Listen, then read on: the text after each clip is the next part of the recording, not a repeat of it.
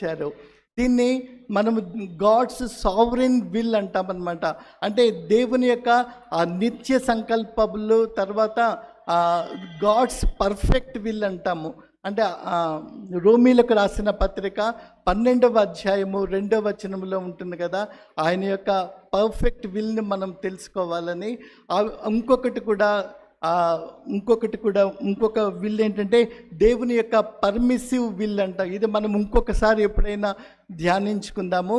కాకపోతే ఇక్కడ నేను చెప్పాలనుకున్నది ఏంటంటే, ఆ దేవుని యొక్క నిత్య సంకల్పాలు నెరవేరటానికి ఏది ఆయన ఎప్పుడు అనుకున్నాడో అది తప్పకుండా నెరవేరుతుంది.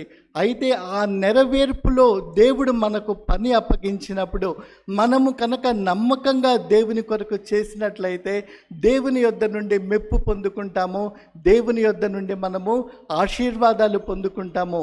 కానీ దేవుని సంకల్పాలు మటుకు నెరవేరిపోతాయి.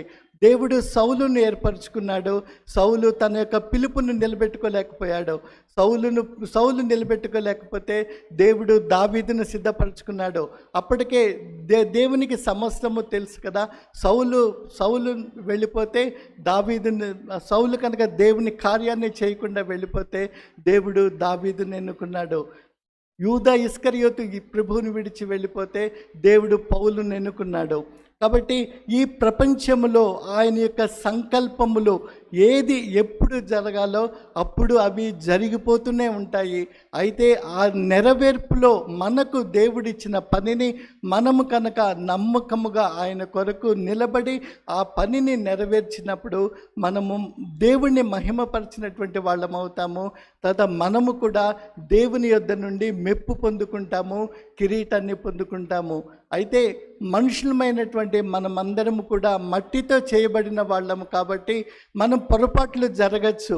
మనము తప్పటడుగులు మనము వేసేటువంటి అవకాశం ఉంది. ఒక్కొక్కసారి దేవుని చిత్తం అనుకుని దేవుని చిత్తం కానిది చేయటము, అట్లాంటి పొరపాట్లు జరుగుతూ ఉంటాయి.